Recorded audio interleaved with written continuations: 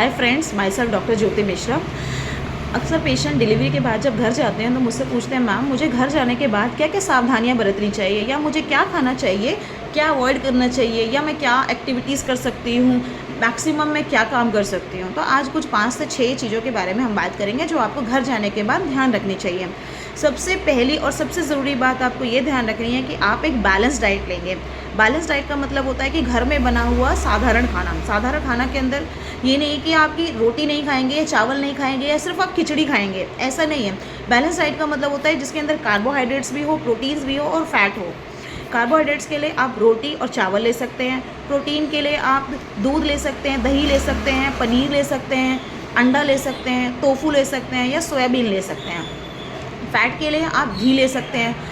अगर आप नॉनवेज खाते हैं तो आप फ़िश एंड जो भी मीट वगैरह जो आप खाते हैं नॉर्मल डेज़ में आप वो खा सकते हैं।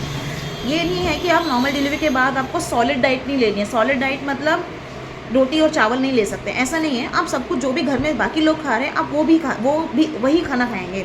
लेकिन बस ये ध्यान रखना है कि आपकी जो क्वांटिटी है वो पहले से ज़्यादा होगी, क्योंकि डिलीवरी के बाद महिला को 600 किलो कैलोरी एक्स्ट्रा खाने की ज़रूरत पड़ती है। तो आपको जो भी आपकी मील है वो इतनी हो कि आपकी एडिक्वेट मील हो। दूसरी चीज़ आपको ये ध्यान रखनी है कि आपको फ्रेश फ्रूट्स लेने हैं, डेली आप फ्रूट्स खाएंगे। तीसरी चीज़ आपको ये ध्यान रखनी है कि आपको बहुत ज़्यादा से ज़्यादा मात्रा में पानी पीना है। पानी के साथ साथ आप चाहें तो जूस ले सकते हैं, कोकोनट वाटर ले सकते हैं। आप ये ध्यान रखना है कि आपको 3 से 4 लीटर पानी पीना चाहिए एक दिन में। तीसरी चीज़ आप ये ध्यान रखेंगे कि जब क्योंकि आपकी नॉर्मल डिलीवरी हुई है तो हो सकता है 99% केसेस में आपको नीचे से एक छोटा सा कट लगा होगा जिसे हम एपिजियोटमी कहते हैं। इसकी आप घर जाके केयर कैसे करेंगे?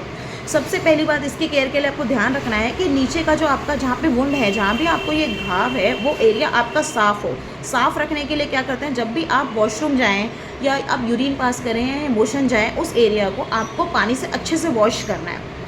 दूसरी चीज़, आप कॉटन के अंडरगारमेंट्स पहने और साफ़ सुथरे अंडरगारमेंट्स पहने। तीसरी चीज़ आपको ये ध्यान रखनी है कि आपको जब भी आप बच्चे को दूध पिलाएं तो आपको स्क्वैट करके मतलब आपको पालती मार के बच्चे को दूध नहीं पिलाना है। इससे क्या होता है, आपके जो नीचे के जो टाँके हैं उनके खुलने का खतरा होता है या फिर उनकी हीलिंग डिलेड हो जाती है। मतलब जो टाँके जल्दी जुड़ने चाहिए थे वो टाँकों को जुड़ने में टाइम लगता है। इसको आप कैसे अवॉइड करेंगे? आपको बच्चे को दूध पिलाते टाइम कम से कम 2 हफ्ते तक आपको अपने दोनों पैरों को लंबा करके दूध पिलाना है।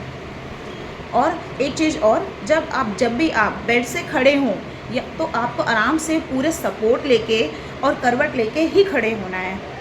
बच्चे को जब आप दूध पिलाएं तो जब बच्चे को आप इस तरह से दूध पिला रहे हैं तो कोशिश करिए कि इस बच्चे के नीचे आप कुछ फीडिंग पिलो और बैक सपोर्ट के लिए एक पिलो को यूज़ करें। एक आगे आप पिलो रखें और एक पीछे पिलो रखें, जिससे आपको आगे चल के लंबे समय के बाद आपको नीचे का कमर का दर्द ना हो। नेक्स्ट बात ये आपको ध्यान रखनी है कि आपको ज़्यादा भारी वज़न नहीं उठाना है और आपको घर में जो भी आप अपने ज़्यादा आपको एक्टिविटीज़ आप नहीं कर सकते इन दिनों में। कम से कम 2 से 3 महीने तक आप एक्सर्शनल एक्टिविटीज़ मतलब ज़्यादा काम आप नहीं कर सकते हैं आप। और एक चीज़ और आपको ये भी ध्यान रखना है कि क्योंकि नॉर्मल डिलीवरी के बाद या फिर सिजेरियन के बाद भी वुमेंस को 1 से 1.5 महीने तक ब्लीडिंग हो सकती है। लेकिन कितनी ब्लीडिंग होना नॉर्मल है और कितनी ब्लीडिंग होना एबनॉर्मल है, ये आपको खुद ही ध्यान रखना है घर पे। डॉक्टर डिलीवरी के बाद वैसे अब श्योर होने के बाद ही आपको डिस्चार्ज करते हैं कि आपको ब्लीडिंग अब कम हो गई है, तभी आपको डिस्चार्ज मिलता है। लेकिन अक्सर कुछ केसेस में आपको घर जाने के बाद या फिर 48 आवर्स के बाद 48 घंटे के बाद भी ज़्यादा ब्लीडिंग होने का खतरा होता है। तो घर जाने के बाद अगर आपको 24 घंटे के अंदर 3 से 4 पैड यूज़ हो रहे हैं तो इसका मतलब इतनी ब्लीडिंग होना नॉर्मल है।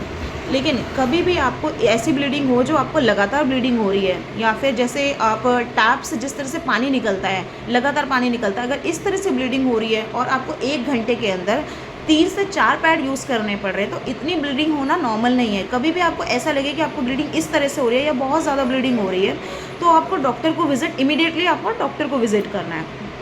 Last and important point is this कि आपको कभी भी अगर आपको प्रेगनेंसी में कभी भी बीपी ज़्यादा बढ़ा हुआ तो आपको डिलीवरी के बाद जब आप घर जाएं तो अपनी बीपी मशीन से आप सुबह शाम या फिर 6 से 8 घंटे में आप अपना बीपी चेक करें। कभी भी आपका बीपी 140/90 या 140/90 से ज़्यादा होता है तो आपको इमीडिएटली डॉक्टर या हॉस्पिटल को जाके विज़िट करना है। तो कुछ क्या क्या बातें हो गई एक बार हम समराइज़ कर लेते हैं। सबसे पहली बात आपको ये ध्यान रखनी है कि आप एक बैलेंस डाइट लेंगे जिसके अंदर कार्बोहाइड्रेट, प्रोटीन और फैट ये तीनों चीज़ें होनी चाहिए और फ्रेश फ्रूट्स होने चाहिए।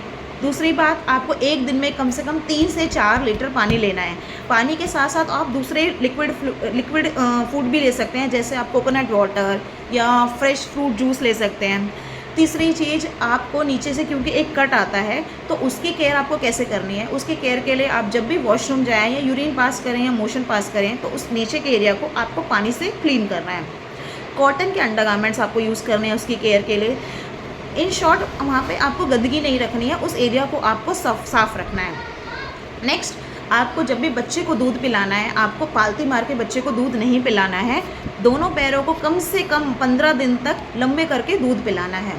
नेक्स्ट बात ये है कि आपको ज़्यादा भारी वज़न नहीं उठाना है, ज़्यादा भारी काम नहीं करना है। भारी काम करना आप 2 से 3 महीने तक नॉर्मल डिलीवरी के बाद अवॉइड करें। Last and important point is कि अगर आपको प्रेगनेंसी में बीपी ज़्यादा हुआ था, कभी भी आपको जैसे प्री एक्लेम्पशिया, जैसे बीपी प्रेगनेंसी के दौरान जो बीपी बढ़ता है उसे हम प्री एक्लेम्पशिया कहते हैं। अगर आपको इस डॉक्टर ने एडवाइस किया कि आप घर जाके अपना बीपी नापें, तो आपको बीपी नापना है खुद की बीपी मशीन से। आप 4 से 6 घंटे अंदर के बीपी नापेंगे। अगर कभी भी 140/90 से ज़्यादा आपका बीपी होता है तो आपको इमीडिएटली अपने आसपास के हॉस्पिटल को विज़िट करना है। Thank you for listening to me.